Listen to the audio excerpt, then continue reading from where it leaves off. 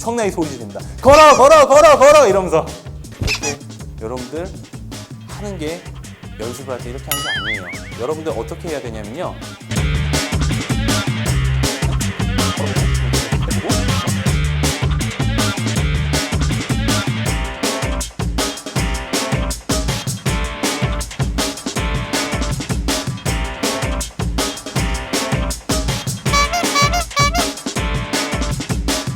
안녕하세요.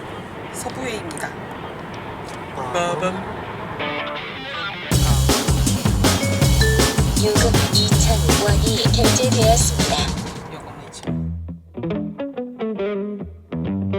사실 저희가 발리에서 숏보드만 타다가 한국에 왔더니 아글쎄 한국 파도가 그렇게 항상 숏보드를 탈 수 있는 컨디션은 아니에요. 저희가 이렇게 숏보드를 들고 나갔는데 이제 탈 수 없는 상황인데도 롱보드 분들이 되게 재밌게 타고 있는 걸 많이 봤을 때 나도 롱보드 타고 싶다. 일단 저희들은 롱알못이라서 오늘은 저희가 롱보드를 좀 배우기 위해서 고수를 찾아 이른 아침부터 강릉에 과연 숨어있는 고수는 누구신가? 힌트는 이분이 로깅할 때 본인의 샵 이름이랑 굉장히 비슷한 로깅을 하세요. 샵 이름과 닮은 로깅. 저희가 작년에 싱글핀 대회 때 이분의 로깅을 보고 반해가지고 저희가 좀 아껴놨다가 지금 드디어 그분께 1년 묵혔어? 1년, 네, 묵은지처럼 1년을 묵혀놓고 그분께 지금 라이딩을 배우러 갑니다. 아, 떨립니다. 아 이거 어떻게 해? 이거 어떻게 해? 이거 실화임? 파도?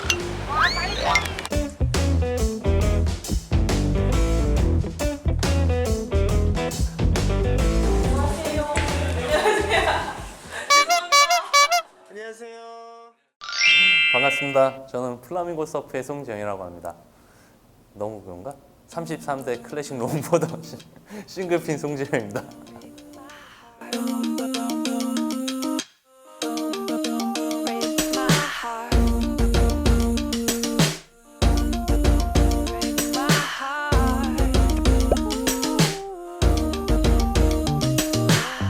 소프트탑은 외려 더 둔하기 때문에 개인 보드를 탔을 때 조금 더 빨라졌다, 또 민감하다. 아마 스펀지 보드보다는 파도 잡는 건 더 어려울 수도 있겠지만 조금 더 편안하게 라이딩 기술에 대한 레벨업을 하는데 훨씬 더 도움이 되고 빨리 늘 거라고 얘기하고 싶습니다.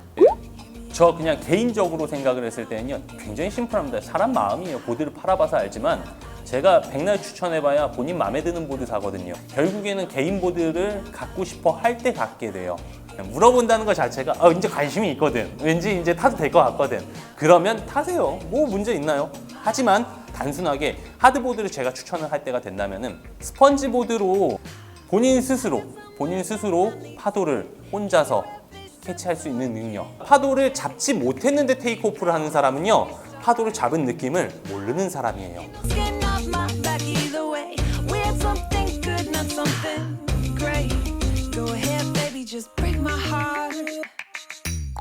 이제 막 개인 보드로 갈아타신 분들은 그냥 일반적인 팁이라고 생각을 하면은, 파도가 왔을 때 그 파도의 피크 포인트를 거의 대부분 잘 놓쳐서 노즈 다이빙 하는 경우가 많기 때문에 그냥 패들링을 할 때 조금 더 편안하게 상체를 꼿꼿이 세워주고, 늘 하던 대로 상체를 꼿꼿이 세워주고, 파도를 잡기 위한 패들을 하는 게 아니라 일반적으로 라인업에 나갈 때의 패들과 같은 패들링으로서 파도를 잡는 방법으로 편안하게 좀 잡으면 좀 더 여유 있게, 부력이 조금 더 떨어졌다는 거에 뒤뚱뒤뚱거리면서 파도 잡기 위해서 더 힘주다 보면은 갸우뚱 속도도 외려 안 나고, 또 첫 번째 거 놓치고 혹은 두 번째 거 놓치고 세 번째 거에서 자 이렇게 그런 경우가 대부분이죠. 아마 저도 겪었던 것들이고, 사실 그 조건 자체는 달라요. 숏보드를 타다가 롱보드를 타는 사람들에 대한 조건은 굉장히 많이 다른 것 같아요.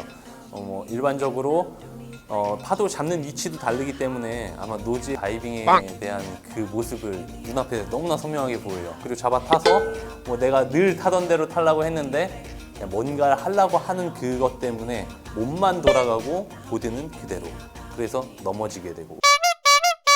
보드는요, 여러분들이 안정적인 테이크오프를 했다면요, 무조건 여러분이 보고 있는 시선 방향으로 따라갑니다. 오른쪽으로 가고 싶다. 자, 준비를 해서 파도가 온다. 엎드립니다. 엎드려서 왼쪽 먼저 체크를 하세요. 누군가 다른 사람이 타고 있는지 아닌지, 그리고 왼쪽에 있는 피크 체크를 하고요. 여기에서 시도하는 사람이 없네? 이건 내가 트라이 해도 되겠다 라고 생각이 들면 오른쪽을 쳐다봅니다. 오른쪽을 쳐다보고 파도를 보세요. 그리고 파도의 속도에 맞춰서 패드를 합니다. 파도는 이렇게 봤다가 점점 다가오겠죠. 이렇게 고개는. 자, 다가왔을 때 바로 뒤가 아닌 파도의 경사면 끝에 저기 가고자 하는 방향의 4에서 6m 가량을 쳐다봐 주세요. 그러면 거기를 향해서 한도 끝도 없이 무한으로 질주하게 될 거예요. 파도가 끝날 때까지. 예를 들어서 여러분들 보는 시선으로 저기를 보는 게 아니라 여기를 본다면 파도는 이렇게 빠져나갈 거예요.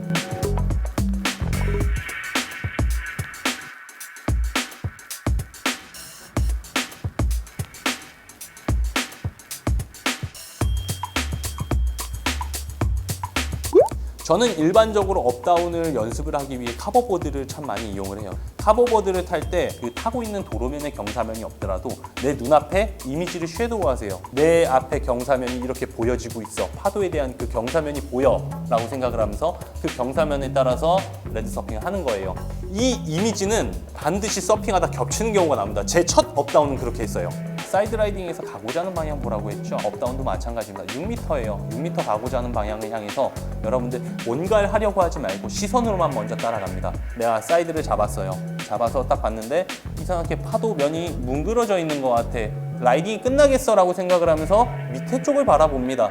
물론 밑에 쪽 4m에서 6m를 바라보세요. 그러면은 그 밑으로 보드가 향해서 내려갈 거예요.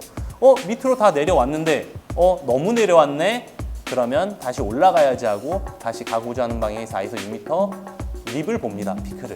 그러면 천천히 내려갔다가 천천히 올라갔다가 업다운이 완벽해야 된다는 건 아니지만 기본적으로 제가 얘기했던 천천히든 느리게든 업다운 이 정도 할 수 있을 때 돼야 노즈 라이딩을 연습을 할 수 있다고 생각을 해요.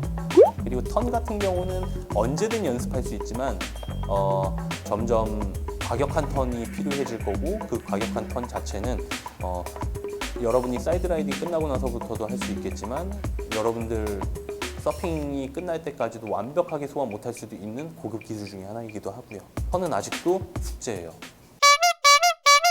기본적인 원리를 알고 있어야 돼요, 여러분. 노즈 라이딩은 하는 타이밍이 있습니다. 그 각이 나와야지만 여러분들 노즈 라이딩을 시도할 수가 있게 되는 겁니다. 여러분들 설명을 하기 위해서 자, 앵글을 바꿨어요. 일반적으로 노즈 라이딩을 할 수 있는 가장 중요한 타이밍은요, 노즈를 밟았을 때 노즈가 잠기지 않아야 된다는 점이에요.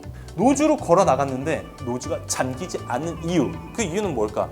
빨려 들어오고 있는 이 파도에서 보드의 테일을 잡아주고 있기 때문에 노즈 라이딩을 연계시킬 수 있게 되는 거예요. 내가 시도를 했는데 노즈가 잠겼어. 뒤를 보면 파도가 이렇게 잡아주지 않고 있을 겁니다. 그냥 떠 있을 거예요. 그렇기 때문에 폴싹하고 가라앉는 거예요. 다운에서는 노즈 라이딩을 시도할 수가 없어요. 그래서 기본적인 업다운을 할 줄 알아야 업으로 올라간 그 다음에 파도가 때릴 때 그 위치만 된다면 시도할 수 있습니다. 그리고 여러분들이 가장 위험해하고 가장 무서워하는 가장 서 있는 그 꼭대기 피크에서 타고 내려오자마자 노즈 라이딩을 할 수 있는 가장 멋진 각이 나옵니다. 저는 사실 제 노즈 라이딩 캠프에 들어오시는 분들은 곧 죽어도 파도 잡자마자 나오는 각에서 무조건 걸으라고 소리 지릅니다. 엄청나게 소리 지릅니다. 걸어 걸어 걸어 걸어 이러면서.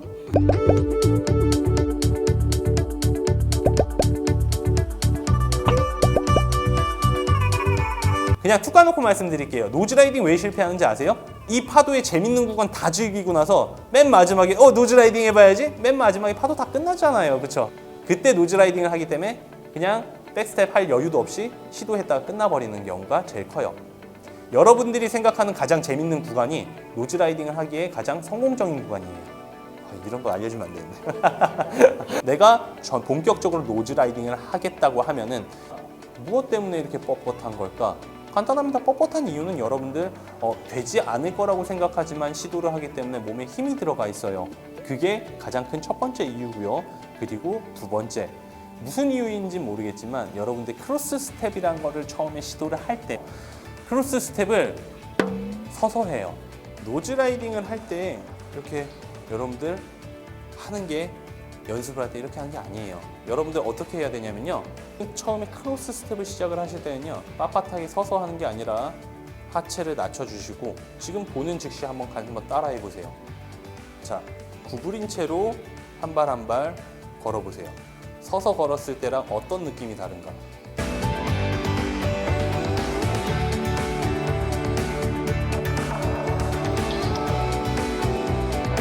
조회 투더 영상을 굉장히 많이 봤는데 그 조회 투더 영상에서 조회 투더는 무조건적으로 낮은 자세에서 구부린 자세로만 정말 안정감 있게 걸어요. 그래서 한번 해봤더니 거기에 해답이 나왔어요. 물론 저는 지금 서서 걷기는 해요.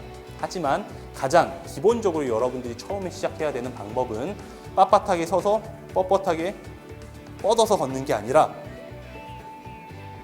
자세를 낮춰서 안정감 있게 걸어주는 게 훨씬 중요한 겁니다. 그리고 나서 9.2피트를 다시 타잖아요. 그럼 발가락이 걸려요. 자, 이번엔 여기 발이 무게중심이 되는 거예요. 그쵸?